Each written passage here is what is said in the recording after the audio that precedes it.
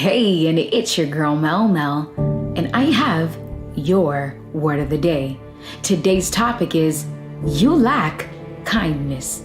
Some of the most unkind people are those who profess to know God. If you and I do not believe that we must be kind at all times, all day, under all circumstances, no excuses, then all our truths and doctrines are worthless to us. One of the major problems today is that we specialize in pretending to be kind. But true kindness involves consistency, commitment, out of gratitude for the kindness that God shows to us. Too many people, when confronted with a verbal confrontation or assault, justify themselves in getting rid of kindness to defend themselves. You came at me wrong, so I will return it back. The kindness goes right out the window. Nowhere in the Bible does God give us excuse for us to be unkind at any time. You can speak unkind words that sting like a snake. Your silence can be unkind. Your attitude, your facial expressions, your deportment can be unkind. To look for defects in another is not to be kind. Dwelling on another's mistakes, that's not kind. When you allow unkind criticism to leave your lips, that's not kind. Kindness will demand that you tame your temper, that you fix your attitude. Kindness will demand that you stop the selfishness, stop worrying about others taking advantage of you, or to be interested in what people are saying. Unkindness is a sin, and the Spirit of God is grieved. A man who is kind benefits himself, but a cruel man hurts himself. When you only know how to be kind, you don't have enemies, they have enemies. You are their enemy. You want to save a relationship, kindness is your counselor, your therapist. You want to walk through the pearly gates of heaven, kindness must be the fabric of your character. See, the same spirit that put Jesus to death on the cross is the spirit of unkindness. The spirit of unkindness controls the hearts of those who crucified Jesus. Unkindness is an evil spirit. And if your home is not governed by kindness, there is no peace, there is no happiness.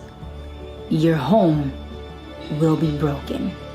Someone once said men are known for their wisdom, but loved for their kindness. You are loved because you are kind. It is very difficult and hard to love someone that is unkind. And so today we are going to break down and focus on what the biblical account on kindness is. What does God say? How can you and I be kind? How can we change? How do we respond to assault and aggravation? And so let's break it down. In Proverbs chapter 31 is the famous chapter about the virtuous woman, what it means to be a virtuous woman, meaning an honest woman, a woman of character. In Proverbs 31 verse 26, it reads, "She opens her mouth with wisdom, and in her tongue is the law of kindness." And so the Bible tells us that a virtuous woman, in her tongue is the law of kindness. Yes, kindness must be a law. It must govern us for the peace, for the security, for the happiness of our homes, of our workplaces, of our relationships with our friends, our influence. This is not just for women, but for men as well, for God's children. For the woman who is looking for a husband, for a spouse, for the man who is looking for a wife, for a partner. If you are not right, God will not send you someone that you will make miserable. And if you continue with unkindness, you will most likely end up with someone that makes you miserable. Ephesians 4:29. "Do not let any unwholesome talk come out of your mouths, but only what is helpful for building others up according to their needs, that it may benefit those who listen." And so the instruction is, don't let anything come out of here that will degrade, that will put down anyone, but something and things that build up according to the needs of those around you. The law of kindness requires us to build up, to have an influence that is so wide and deep that it impacts positively those around us. Luke 6:35. But love your enemies, do good to them, and lend to them without expecting to get anything back. Then your reward will be great and you will be children of the Most High, because He is kind to the ungrateful and wicked. Kindness is the ability to love people more than they deserve. Kindness is the most powerful regulator of peace and happiness. Kindness is to stand up for those who cannot stand up for themselves. Kindness, love, and courtesy mark the Christian.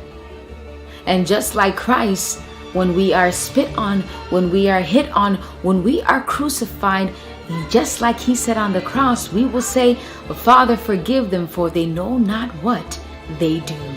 Most people do not realize that when they say I love you, they are just trying to express how they feel, but kindness is love in action.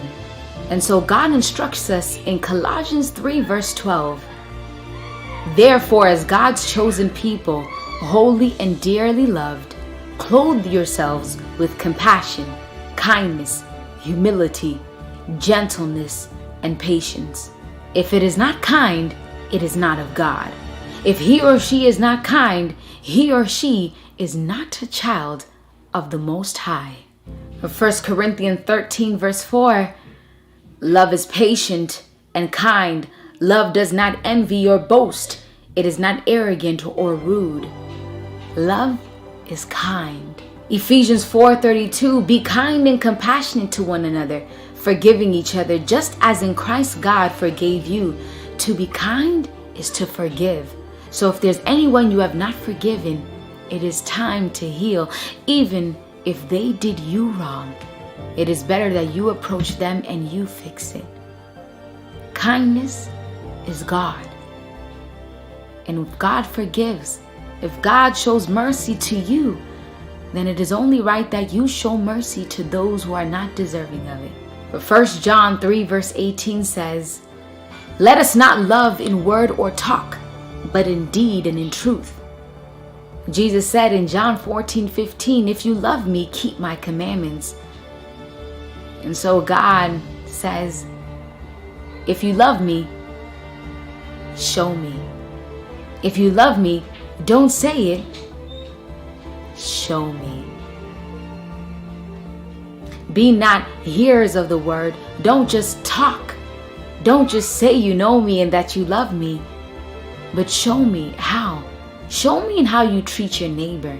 Show me that you can forgive like how I forgive you. Show me that you can have mercy like how I have mercy on you. Show me. Not only does kindness prepare a way for a happy home, but for a happy eternal home. Not only does kindness help us to have peace in our homes, but kindness gives us peace. It connects us with God, the God of peace. Pray for kindness to rule your heart. How can we be kind? We must depend on God to be kind.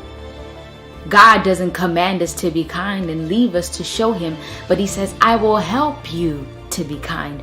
I will give you the power and the efficiency to be kind. But God cannot do what we can do. And so you must control what you say. You must fix your attitude. You must have a listening ear.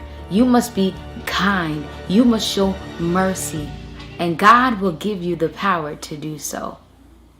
And so may our prayer, may our intention and our motive today be to be kind, to be like Christ. For to be a Christian is to be Christ-like.